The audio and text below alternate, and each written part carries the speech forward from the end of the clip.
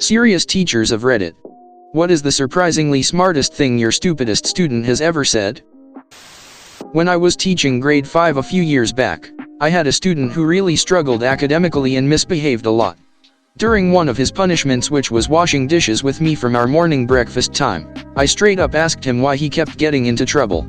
The boy admitting that he just knew that if he misbehaved he would get to spend time with me 1:1, and we would talk about life and his hobbies and such. I found out later on that his father had been incarcerated for pretty much the entirety of the boy's life. So, the stupidest and most misbehaved kid in the class was actually just playing the system the whole time, and really just needed a positive male role model in his life. After that, I told him he didn't need to act up in order to spend time with me. He could just ask for extra responsibility and I would give it to him. He was, mostly, better behaved after that. A lot. I'm teaching English as a foreign language and one of my students hasn't been attending for a year. When he finally came, I gave him an essay to write. He wrote it in perfect German because he thought that we were studying German. The guy had been learning German all year long only to learn that we were studying English. This is both the smartest and the stupidest thing I can imagine. He a little confused, but he got the spirit. I don't know if this counts, but I was teaching a public speaking class. It was mostly 9th grade. They were all nervous about their first big speech, and I tried to ease their nerves by saying, "I promise giving a speech won't kill you." Then, some kid shouted, "Do you know how many people in history have died while giving a speech?" I mean, he had a point. I teach 1st grade, so many not as dramatic as other replies. I had a kid who is kind of never quite paying attentions. We read a dinosaur book and were answering very basic 1st grade questions in the back of the book. It literally had a brachiosaurus and said, "The dinosaur's legs are A. long, B. short." He pretty much got stuck here and didn't move on.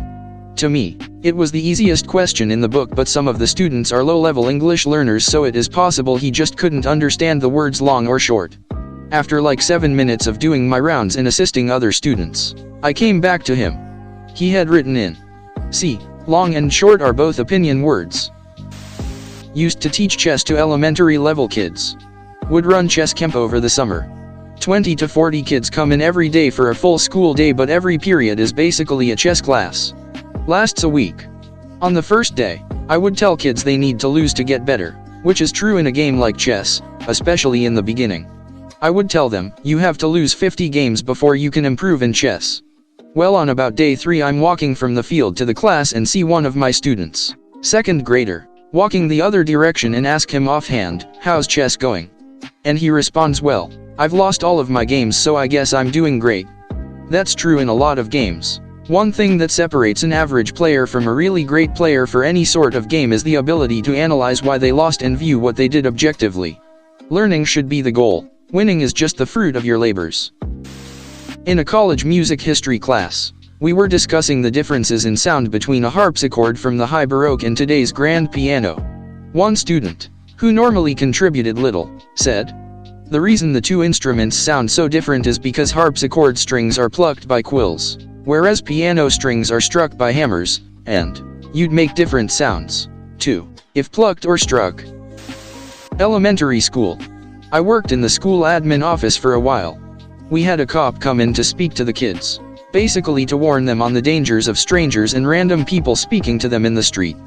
The cop was great and told the kids how they should always be careful and that some bad men might take them away from their mummies and daddies. One kid puts his hand up and asks the question, "So what will happen if we go with one of these stranger men?" The cop wasn't prepared for that question and just said how sad it would be and how his parents would miss him. A few days later a new buzzword was going around the school which phonetically sounded like pedophile. The kid had looked up online or spoke to someone and then told the other kids in schools about what pedophiles do. It scared the hell out of some of the kids and the principal had to come to each class to calm the kids down. That kid probably did more to make sure no one left the school with a stranger than the cops. Me. How do you know if something is alive? Them. If you can kill it. Technically not wrong. The best kind of not wrong. I have a student in my class with autism. He is very high functioning, but he is a couple years behind his grade level.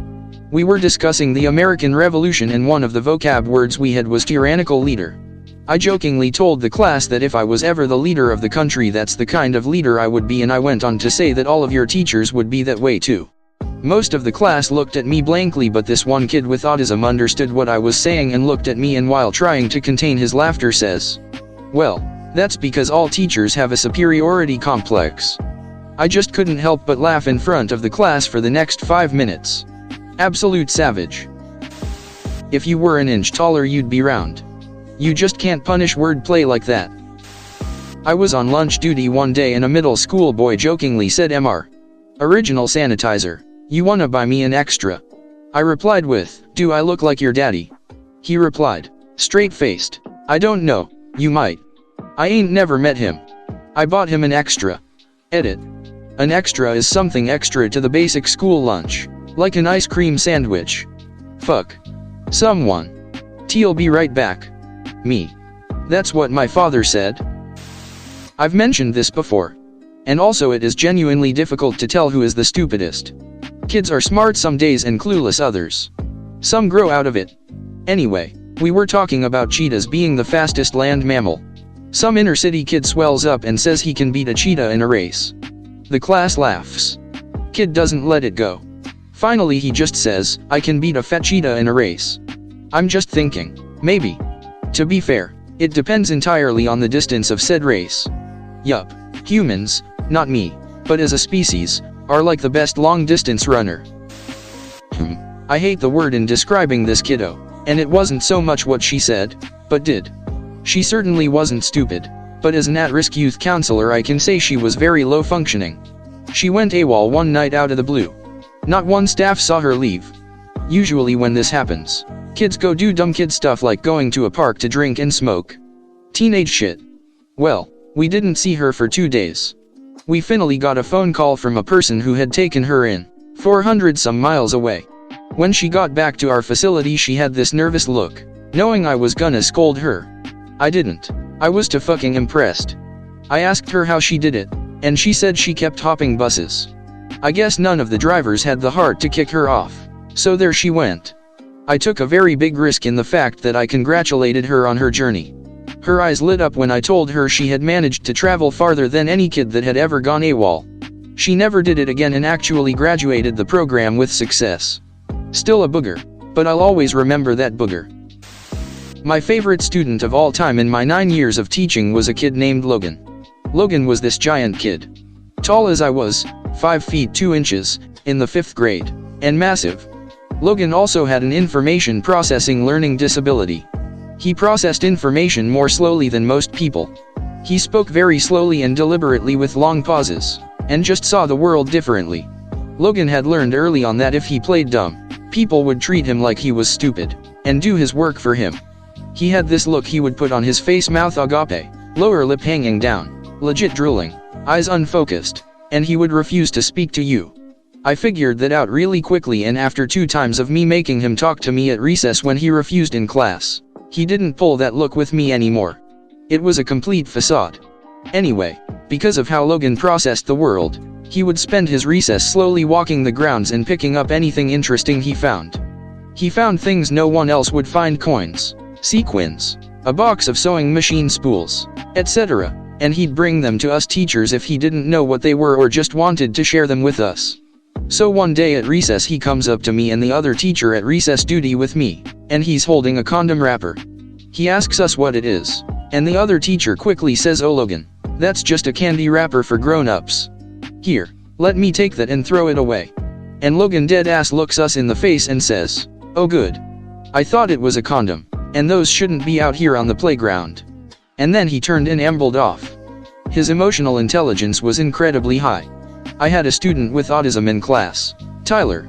Tiny little guy, super sweet, but would have occasional severe meltdowns. I will always have the image in my head of tiny little Tyler, mid-meltdown, swinging his arms at giant Logan and screaming, while Logan simply stood there and took it and gently patted him on the head. I had a band-aid on my elbow, one of the big ones, and my student was trying to work out what it was. It was a drunken fall. I said ninjas had got me. He said it sounded like an injury. I laughed out loud. While in reality it was a gingery. Some of my 5th graders were playing with a basketball in the hallway. I told them to stop. They did for a second, then continued. I said, guys, why do you keep bouncing that ball in the hallway? And one of them just looked at me and said, if you were 10, you'd do it too. I was like, yeah, I guess I would. Well damn, you got me. I don't understand what's going on in class because you explain things so only the smart kids understand. He was absolutely right. I wasn't meeting my students on their level and building them up. I was immediately expecting them to be on my level, and that just wasn't realistic. 5 years ago, as a brand new teacher, this was an important thing for me to hear. It completely changed the way I planned lessons, and I'm a much better teacher now because of what he said. I still think back on that moment. Sometimes the students impact our lives just as much as we impact theirs, and teach us important lessons. When I was teaching subtracting across 0, 507 to 254, to second graders, one kid said, it's like when your mom needs milk and you go to your neighbor and no one is there, so you go to the next door. I was like, the fuck is subtracting across 0? Then I realized it was borrowing. I didn't understand until you commented this. Just this past Tuesday, I had a student struggling with science homework, actually math skills, but for my science class. He was almost mute about what he needed, what he didn't understand, no matter how much I tried to guide him through unit conversions. The study period was ending and I had to let him go with little progress made. As he was packing up, he told me he'll try it again after art class. I'm usually smarter at this after I do some art. I thought that was an interesting observation, and I asked him why he thought that might be the case. He said, I'm pretty good at art.